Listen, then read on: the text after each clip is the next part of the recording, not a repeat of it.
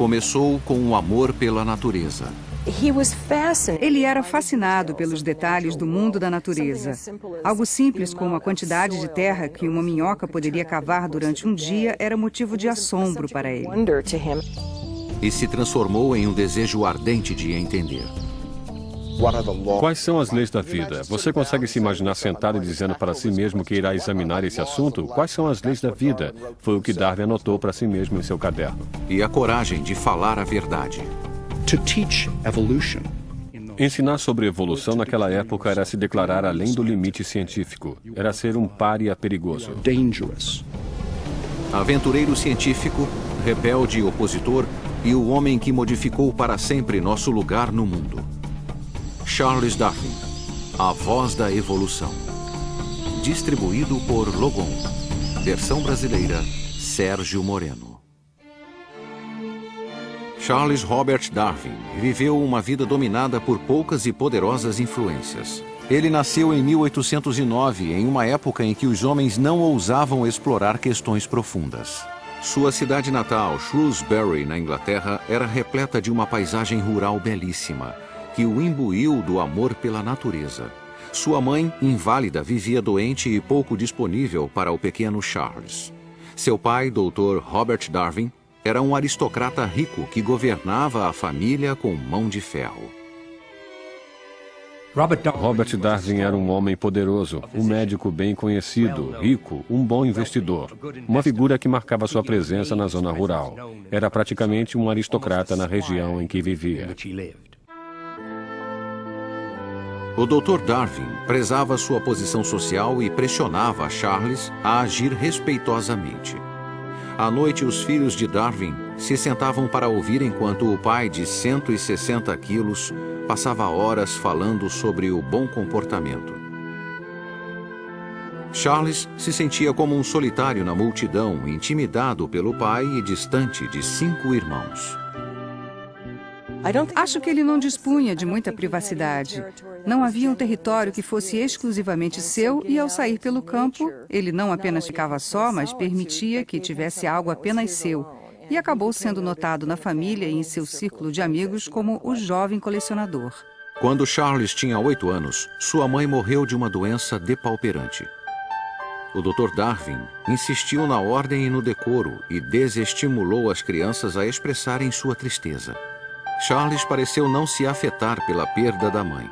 E poucas semanas mais tarde, ele desabou ao assistir a um funeral militar. Enquanto o caixão baixava, um atirador atirou por sobre o caixão. O menino de 8 anos e meio ficou tomado pela emoção. Ele jamais esqueceu aquela cena. Ele a lembrou até o dia de sua morte. Mas ele não lembrava de nada a respeito da mãe, a não ser da camisola preta que usava em seu leito de morte. Ou ele jamais se sentiu próximo da mãe, o que me parece improvável, ou ele reprimiu seus sentimentos e os enterrou com sua tristeza. Aos 13 anos, Charles foi para a escola de Shrewsbury. Era o ano de 1822 e o conhecimento de línguas antigas era considerado o marco de um cavalheiro. A literatura grega e latina dominava as aulas que deixavam Charles totalmente entediado. Sua falta de interesse levou a notas baixas, convencendo a muitos que ele não era dos mais inteligentes. Oprimido em casa e na escola, ele encontrava liberdade ao ar livre, tornando-se um excelente cavaleiro e caçador. Ele adorava caçar aves. Charles mantinha um diário de toda a ave que ele caçava. Ele guardava as botas de caça ao lado da cama para que acordasse pela manhã e as calçasse, pegasse a arma e saísse para caçar. Ele não queria perder um instante sequer. Suas habilidades esportivas se desenvolveram. Seu desempenho na escola passou de sofrível a péssimo. Dr. Darwin temia que Charles caminhasse para o ócio e o descrédito. Em 1825, quando Charles tinha 16 anos, o pai o retirou da escola de Shrewsbury e o enviou para estudar medicina na Universidade de Edimburgo. Os alunos de medicina precisavam assistir cirurgias e o cloroforme usado fazia a sala de cirurgia parecer uma câmara de tortura. Charles assistiu aterrorizado enquanto pacientes eram amarrados à mesa de operação e amordaçados para abafar seus gritos. Ele ficou devastado pelo sofrimento e saiu da sala para jamais voltar. Era sensível demais para se tornar médico e temia demais o pai para admitir o fracasso. Ele permaneceu em Edimburgo por 1 ano, escondido em sua vergonha. Quando finalmente voltou para casa, o pai propôs um novo caminho para a respeitabilidade. O pai disse, tudo bem, Charles. Se não quer ser médico, por que não ser um sacerdote? Você não precisa ter tanta fé para isso. A maioria dos sacerdotes não a tem, mas não conte isso para sua esposa. Guarde isso para si e será convidado para as melhores festas. Você terá um belo salário, uma bela casa e terá tempo livre para vagar pelo campo, colecionando besouros e ninhos de pássaros. Charles concordou em estudar para ser pastor, ávido por uma chance de se redimir. E graças à riqueza e à influência do pai, ele foi prontamente aceito na Universidade de Cambridge. Aos 22 anos, ele se liberou e curtiu os prazeres da juventude. Ele gostava de beber uísque e jogava 21 até de manhã.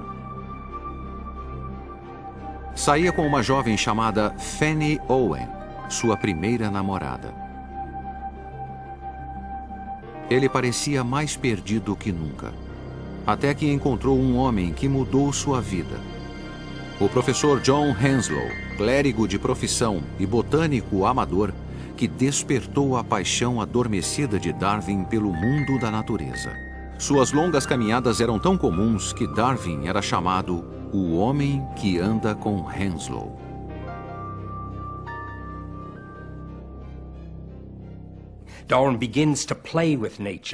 Darwin começou a brincar com a natureza, desenvolveu um interesse inédito em sua vida. Embora tenha feito poucos cursos de história natural ou geologia, absorveu conhecimento de pessoas à sua volta e por seu próprio contato com a natureza. Ele se tornou um ávido colecionador de plantas e animais, com zelo especial por espécies de besouros. Ele pegou um besouro em uma das mãos e viu outra espécie rara e o pegou com a outra mão. Viu um terceiro e queria muito aquele besouro. Então colocou o segundo na boca enquanto pegava o terceiro. Mas o segundo besouro lançou um líquido ruim e Darwin o cuspiu, deixando cair o terceiro besouro, ficando apenas com um besouro e com um gosto ruim na boca. Ele devorava longos relatos de vários volumes de exploração científica e sonhava com aventuras distantes. Ele negligenciava os estudos e quase saiu de Cambridge sem um diploma de teologia. E então, ao visitar Shrewsbury, recebe uma carta do professor Henslow. O navio real, o HMS Beagle, zarparia em breve para uma viagem ao redor do mundo. O capitão procurava um jovem parceiro e naturalista. Estaria Darwin interessado? Darwin ficou exultante. Ele estava ansioso para conhecer o mundo. Estava entusiasmado em viajar, mas quando foi para a cama naquela noite, escreveu em seu diário: "Recusei a oferta de viagem." E o motivo foi a recusa do pai em lhe dar permissão. Dr. Darwin really was afraid to lose. Dr. Darwin tinha medo de perder o filho. Milhares de jovens partiram em aventuras durante a época do Império Colonial Britânico. Muitos deles jamais voltaram. Tentou de todas as formas convencer Charles de que era uma má ideia, mas quando viu que Charles estava determinado a ir, disse: "Tudo bem, se me apresentar um homem de discernimento que aprove essa ideia maluca, eu te dou permissão." Approve of this mad scheme, I'll go along with it. Charles encontrou esse homem no tio, Josiah Wedgwood, que persuadiu o Dr. Darwin a custear a viagem do filho. Charles ficou exultante e apreensivo. Darwin não imaginava o significado daquela viagem. Não sabia se sobreviveria. Esperava convencer as pessoas que respeitava, principalmente em casa, aqueles dos quais queria a aprovação. Seu pai, seus professores de Cambridge, de que era capaz de ser alguém. Possuía um desejo ardente de fazer isso.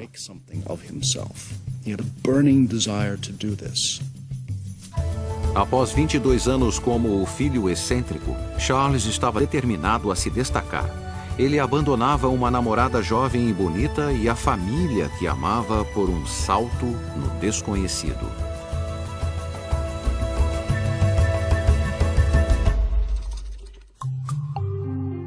Charles Darwin havia sonhado em viajar pelo mundo e em 1831 seu sonho parecia estar ao seu alcance. A coroa britânica havia designado o HMS Beagle para mapear rotas marinhas ao longo da América do Sul e o capitão procurava um naturalista para a viagem. Darwin, aos 22 anos, enfrentaria um obstáculo: a aprovação do capitão Fitzroy. Fitzroy era um entusiasta da chamada fisionomia, a ideia de revelar o caráter de um homem pelos traços do rosto ou pela forma do corpo. E Fitzroy não gostou do formato do nariz de Darwin. Achou que poderiam não se dar bem juntos. Seus modos cavalheirescos e paixão pela viagem convenceram Fitzroy. Darwin ficou exultante até que viu o Beagle. Ele o olhou. Tinha 27 metros de comprimento. Era pequeno. 7 metros de largura no seu ponto mais largo. Era pequeno. Olhou o camarote que teria que compartilhar. Precisava se curvar para entrar. Ele tinha 1,82 m e o teto era mais baixo. Seriam seus aposentos, o que claramente lhe dava uma sensação de claustrofobia. Das cartas de Darwin às irmãs, pais e amigos, vê-se que estava tomado por uma sensação de pânico. Deveria voltar atrás, mas é claro que não poderia. Ele sabia disso, era um cavalheiro, havia aceitado. Darwin chamou o camarote confinado de mal incessante.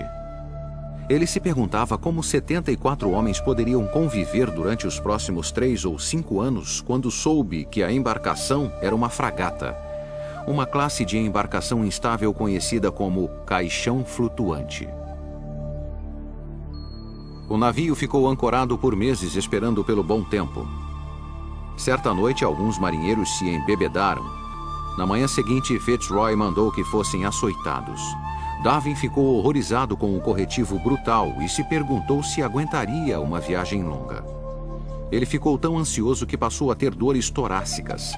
Finalmente, o Beagle zarpou e ele imediatamente descobriu um novo tormento. O pior de tudo era o enjoo. Ele sofria de enjoo no mar, como todos os Darwin, inclusive eu, através de gerações. É uma herança difícil que me faz vomitar o tempo todo.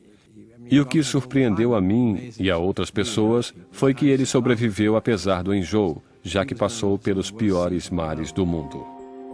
Nem mesmo o sono lhe trazia a paz. Sua cama era uma rede do tamanho da cabine e passava a noite indo de lá para cá, com uma regularidade nauseante. Após 2 meses, o Beagle chegou à América do Sul.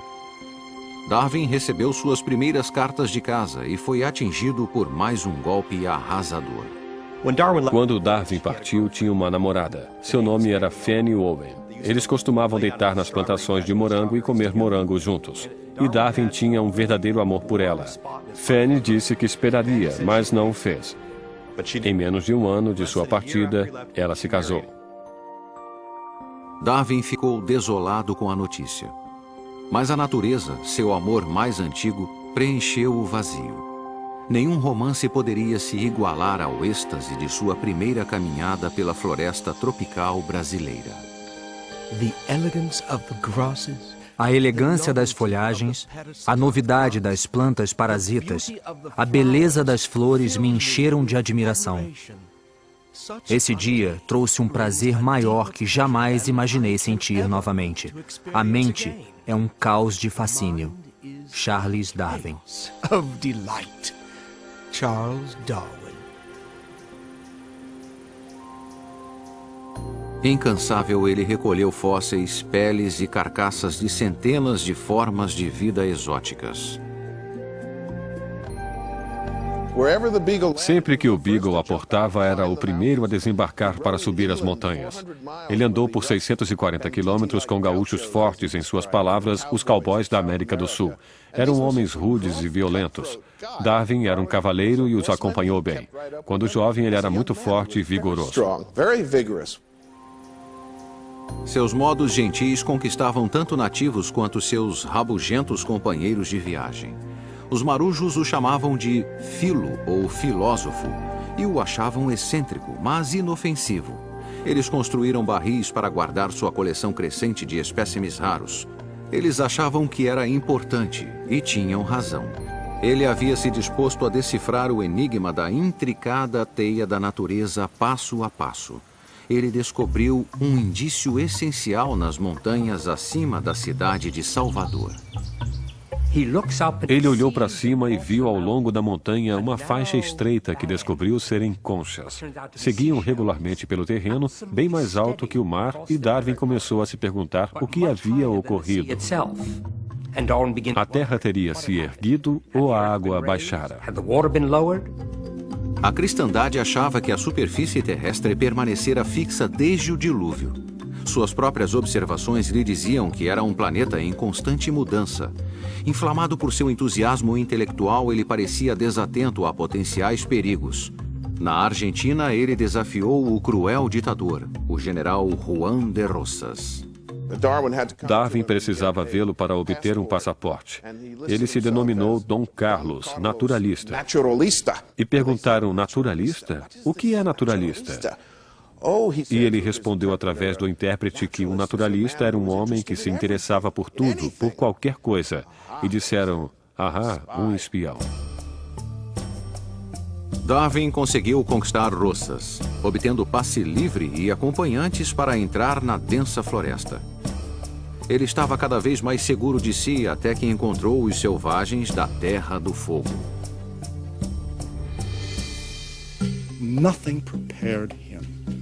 Nada o havia preparado para as qualidades animalescas, a nudez, o primitivismo, dormindo enroscados no chão. Ele mal podia crer que o mesmo Deus havia criado humanos tão rudes, humanos tão elevados como ele próprio, e ainda os refinados professores de Cambridge. A experiência o convenceu de que o homem seguramente tinha raízes no reino animal. Todas as criaturas da Terra tinham parentesco e eram vulneráveis aos caprichos da natureza. Darwin chegou muito perto de não modificar o curso da história ocidental quando passaram pela primeira vez pelo Cabo Horn. Havia ondas imensas e o Beagle foi assolado 3 vezes e, finalmente, na terceira, se inclinou para o lado e a cabine de popa começou a encher de água e os barcos se soltaram. Se houvesse um quarto vagalhão, todos estariam perdidos. Darwin periodicamente encaixotava espécimes e os enviava ao professor Henslow, em Cambridge. Ele recebeu cartas em vários portos, mas após 2 anos não havia recebido uma palavra sequer de Henslow. Começou a achar que seu trabalho era inútil, que a viagem toda era uma perda de tempo. Finalmente ele recebeu uma carta. Henslow adorara o acervo e louvava o brilhante trabalho de Darwin. Darwin ficou exultante. Henslow chegara a divulgar o trabalho de Darwin sobre fósseis entre os cientistas britânicos, fazendo de Darwin uma celebridade. Mas suas coleções não se comparavam às de um pequeno arquipélago na costa do Equador. Ele não imaginava que seu destino e o curso da história humana mudariam com o que ele descobriu nas Ilhas Galápagos. Sua primeira reação na ilha foi de desalento. A distância parecia árida e infernal. Ao olhar novamente, percebeu que era repleta de vida estranha e exótica.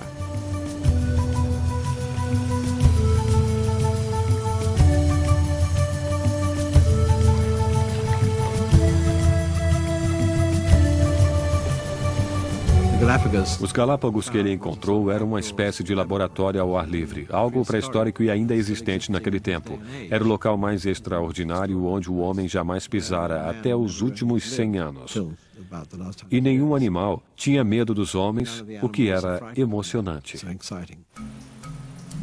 Darwin se aproveitou de sua mansidão e andou no casco de tartarugas gigantes. Ele notou que elas e outros animais existiam com pequenas variações em cada ilha. Os tentilhões de uma ilha tinham bicos longos para pegar insetos. Os de outra possuíam bicos fortes para esmagar nozes, e mesmo assim ele percebeu que cada espécie deveria ter vindo de um ancestral comum. A Bíblia dizia que as espécies foram pré-determinadas na criação. Os Galápagos sugeriam que os animais se desenvolviam. A descoberta de Darwin parecia desafiar a Deus.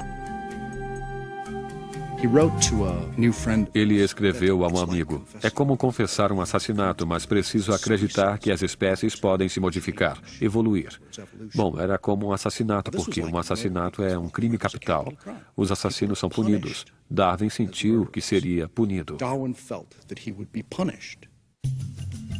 Darwin lutara a vida toda para seguir os princípios do bom comportamento ensinados pelo pai. Ele havia estudado medicina e religião para se enquadrar em uma sociedade respeitável. Agora sua mente estava arrebatada por uma ideia que ameaçava subverter a ordem estabelecida e torná-lo um pária.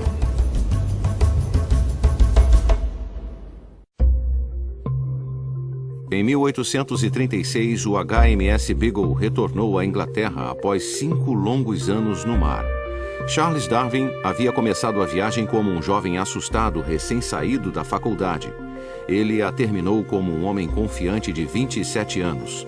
Havia sobrevivido a constantes enjoos e a perigosos nativos e, apesar disso, havia feito um trabalho brilhante como naturalista. Durante a viagem, havia descoberto mais de 1.500 animais, preservados em álcool, quase 4.000 amostras de peles, ossos e espécimes secos, muitos deles novos para a Europa Ocidental. A elite dos cientistas britânicos fez fila para conduzir o distinto jovem a seu seleto círculo. Por fora, ele parecia a imagem da respeitabilidade. Por dentro, se sentia atormentado por viver uma vida dupla. Darwin rapidamente se tornou membro da Sociedade Geológica, o centro ativo de pessoas que trabalhavam na área de história natural. Darwin rapidamente foi impelido ao âmago do estabelecimento científico. Foi apresentado ao clube de elite de cavalheiros, o Athenaeum. Estava ladeado pelos grandiosos e distintos. Pessoas que o amaldiçoariam e arruinariam sua carreira profissional se soubessem que, secretamente, era partidário da transmutação. A transmutação, como a evolução era chamada na época, dominava seus pensamentos íntimos. Convencido de que espécies se modificam, ele se voltou para o próximo mistério. Por qual mecanismo elas se transformam? Uma viagem de descoberta não se resume a ver novas paisagens, mas voltar para casa e ver a paisagem familiar sob um novo olhar. E foi exatamente o que Darwin fez quando chegou do Beagle. Continuou seus estudos e suas explorações em seu próprio quintal na zona rural inglesa. Estudou como criadores de cavalos e pombos obtinham uma característica desejada e se perguntava se a natureza usaria um método similar. Em 1838, o esboço de sua teoria estava claro. A competição na natureza faz com que as espécies se modifiquem e somente aquelas cujas mutações são mais adequadas ao meio sobrevivem. Em resumo, somente os mais aptos sobrevivem. Em 1839, ele publicou A Viagem do Beagle, um relato vívido de suas aventuras científicas, parecido com os livros que havia instigado sua imaginação em Cambridge. Tornou-se um best-seller imediato, confirmou sua posição científica e lhe trouxe a aclamação pública. Agora, aos 30 anos, ele pensava na questão do casamento. O lado positivo, os filhos. Uma esposa terna e uma companheira constante. Os pontos negativos, perda de tempo, discussões e visitas forçadas aparentes. Imaginando uma esposa, um sofá e música, comparando-se isso à realidade na qual ele vivia, ele resolveu que precisava se casar. Na verdade, ele escreveu casar, casar, casar. A tradição ditava que os aristocratas deviam se casar com pessoas próximas, frequentemente com primos. Uma prima de Charles, em primeiro grau, Emma Wedgwood, era instruída, refinada e herdeira da dinastia de cerâmicas Wedgwood. Darwin encontrou em Emma Wedgwood uma pessoa atraente que tinha muitas características de uma boa mãe. Escreve em suas cartas e anotações que procurava alguém que pudesse cuidar dele ou lhe dar incentivo. Emma sentiu-se atraída pela sensibilidade de Darwin e entusiasticamente aceitou seu pedido de casamento. Com a riqueza das duas famílias, Darwin jamais precisaria se preocupar em ganhar a vida. Eles pareciam o par ideal, porém, um conflito ameaçava sua felicidade. Ela era cristã e ficou profundamente preocupada que a liberalidade de pensamento de Darwin o afastasse da igreja e da salvação. Ela temia que a falta de crença de Darwin na revelação cristã os separaria na eternidade e que ele iria para o inferno enquanto ela iria para o céu. Quando Emma confidenciou suas dúvidas a Charles em uma carta, ele desabou em prantos. Ele a amava muito, mas não podia fingir acreditar na salvação divina. Era um dilema sem solução, e ambos escolheram deixá-lo em segundo plano. Em 1839, eles se casaram e 3 anos depois mudaram de Londres para a zona rural inglesa. A agradável propriedade de Darwin, Down House, lhe forneceu um refúgio seguro para perseguir suas ideias radicais. Por trás da aparência de um estudioso respeitável, ele cometia heresia. Em 1842, escreveu um ensaio de 35 páginas esboçando sua teoria da evolução, colocou-o em um envelope lacrado e entregou-o a Emma com instruções de publicá-lo caso ele morresse subitamente. Darwin worried at each step. Darwin se preocupava a cada passo, porque desde cedo notou que se estivesse certo, estaria assumindo o que mais tarde chamaria de revolução na biologia. A revolution in biology. Ensinar a evolução, naquele tempo, era se declarar além da fronteira científica, ser um pária, ser perigoso. A última coisa que um jovem que tenta se firmar gostaria de ser. Darwin não teve escolha a não ser manter suas ideias para si e o fez por 20 anos. O silêncio pode ter custado caro. A essa altura, Darwin foi acometido por uma violenta doença que o assolaria pelo resto da vida. Durante semanas teve febre, calafrios e vômitos. Seu estado provavelmente tinha 2 causas: crises de pânico pelo estresse de sua vida dupla e a doença de Chagas, por uma mordida de inseto sofrida no Brasil. A doença de Chagas o predispunha a adoecer quando algo o aborrecia. Darwin criara um padrão de se tornar extremamente doente por qualquer distúrbio emocional em sua vida, até mesmo em pensar nas ideias evolucionistas. O vigoroso explorador que havia escalado montanhas, lutado para caminhar pelo solo de sua casa de campos, nos próximos 40 anos viveria praticamente inválido. Raramente saía de casa, conseguindo trabalhar apenas 2 ou 3 horas por dia. Eu sou um cão adulto, tedioso e desanimado perto do que era. É uma penitência amarga compreender que a raça é dos fortes e que provavelmente farei pouco a não ser admirar os avanços que outros farão na ciência.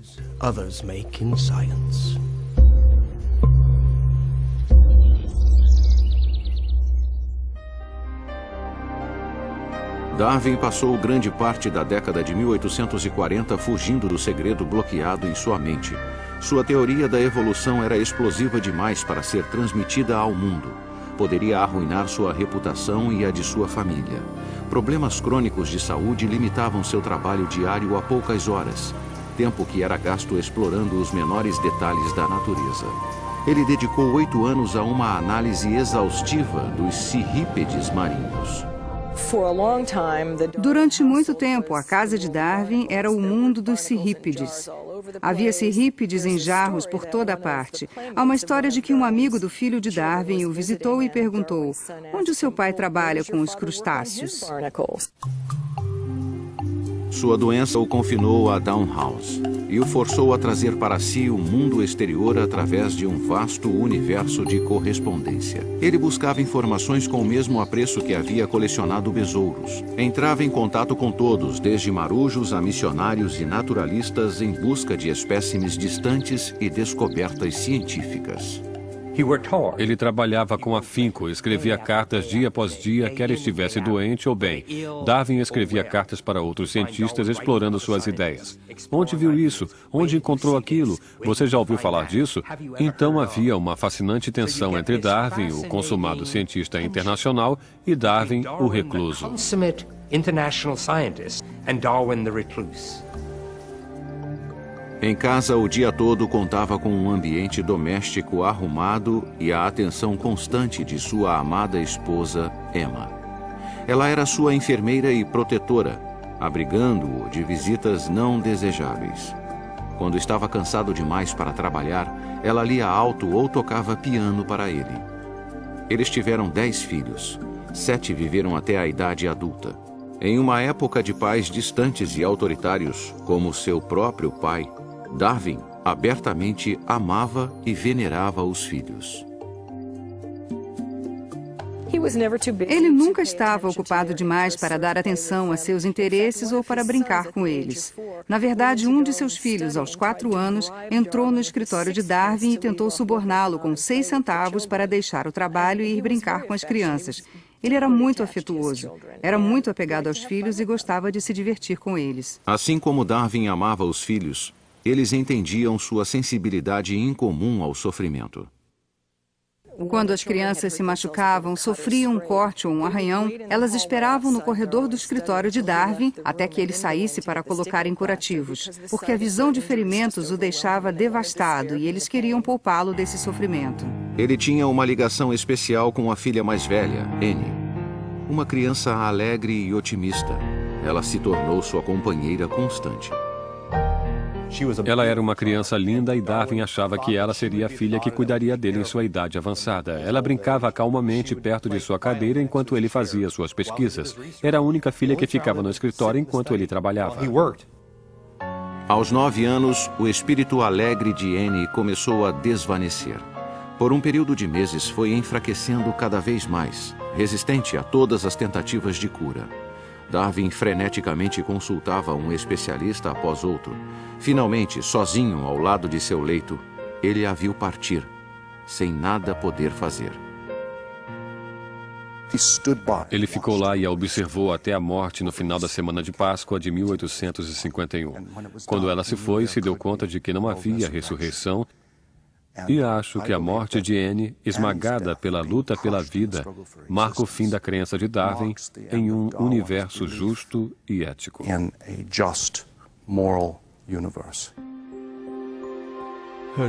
Sua alegria e estado de espírito irradiavam de todo o seu semblante e tornava cada movimento cheio de vida e vigor. Ao caminhar comigo, ela geralmente andava na frente, fazendo piruetas de forma elegante. Seu rosto resplandecia com um sorriso doce. Gostaria que ela soubesse agora o quão profundamente e o quão ternamente nós amaremos para sempre seu querido rosto alegre.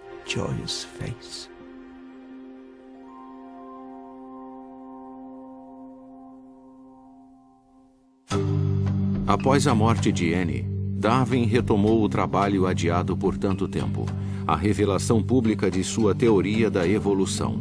Ele passou anos escrevendo, refinando, aperfeiçoando seu livro, até que um incidente em 1858 repentinamente o reanimou.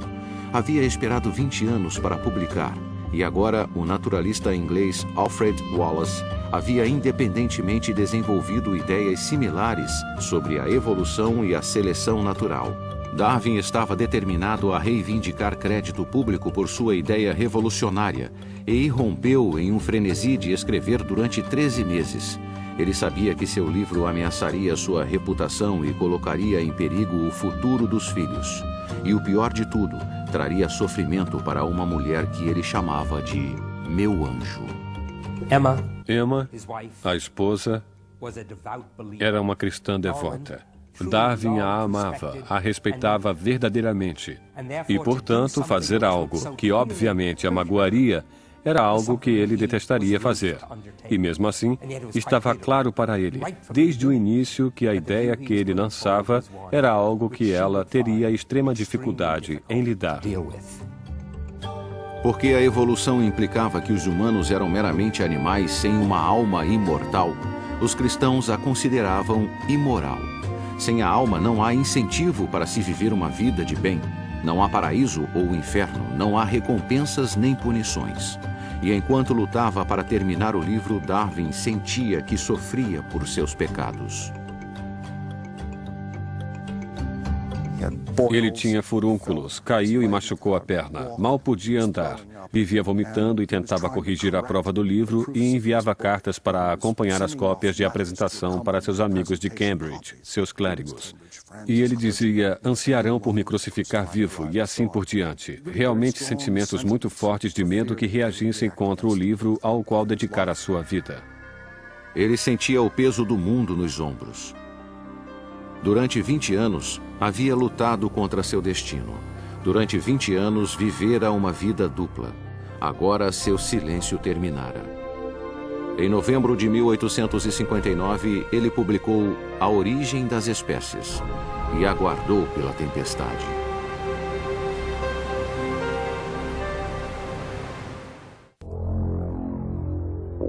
Em 1859, aos 50 anos, Darwin revelou sua teoria da evolução e a origem das espécies. Isso causou um alvoroço imediato. A primeira impressão de 1.250 exemplares vendeu em um único dia. Darwin e sua teoria foram incompreendidos. As pessoas acreditam hoje que ele disse que descendemos dos macacos. Ele jamais disse isso. Disse que macacos e humanos vieram de um ancestral comum e seguiram um caminho diferente. Para a Inglaterra vitoriana, a evolução de animais inferiores parecia extremamente improvável. Darwin foi ridicularizado, zombaram de sua teoria. Sua barba branca era uma dádiva aos caricaturistas, inspirando uma legião de desenhos comparando-o a peludos macacos. A igreja anglicana dominava como a igreja oficial na Inglaterra. A teoria de Darwin implicava que a autoridade eclesiástica era, no mínimo, supérflua e, no máximo, fraudulenta. E isso era terrivelmente ameaçador aos pilares da sociedade estabelecida. Era citado o que acontecera na França no século anterior, quando o pensamento liberal e ideias radicais haviam estimulado as classes mais baixas a questionar a ordem estabelecida e vejam só o que aconteceu. Muitos perderam a cabeça. Ninguém queria que aquilo acontecesse na Inglaterra. Publicamente, os debates encolerizavam criacionistas e evolucionistas. Darwin superava a controvérsia na segurança de Downhouse e trabalhava nos bastidores para obter suporte à sua teoria na elite de cientistas. Darwin entendeu o valor de relações públicas. Ele fez uma campanha consciente para converter os 10 ou 15 homens mais notórios na ciência ao evolucionismo e mantinha uma lista de quem estava indeciso, quem era a favor e quem era contra ele.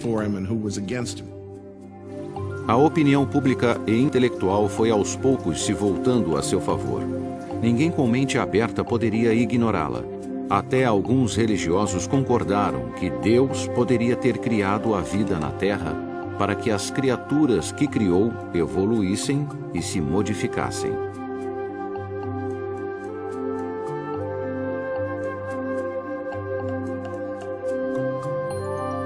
Em 1871, Darwin publicou A Origem do Homem, pela primeira vez ligando diretamente a ancestralidade humana aos animais inferiores.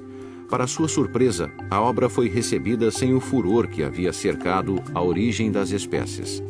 Em apenas uma década, suas ideias haviam se tornado parte da corrente principal, e a enorme carga da evolução finalmente retirada de seus ombros fez com que sua saúde melhorasse consideravelmente.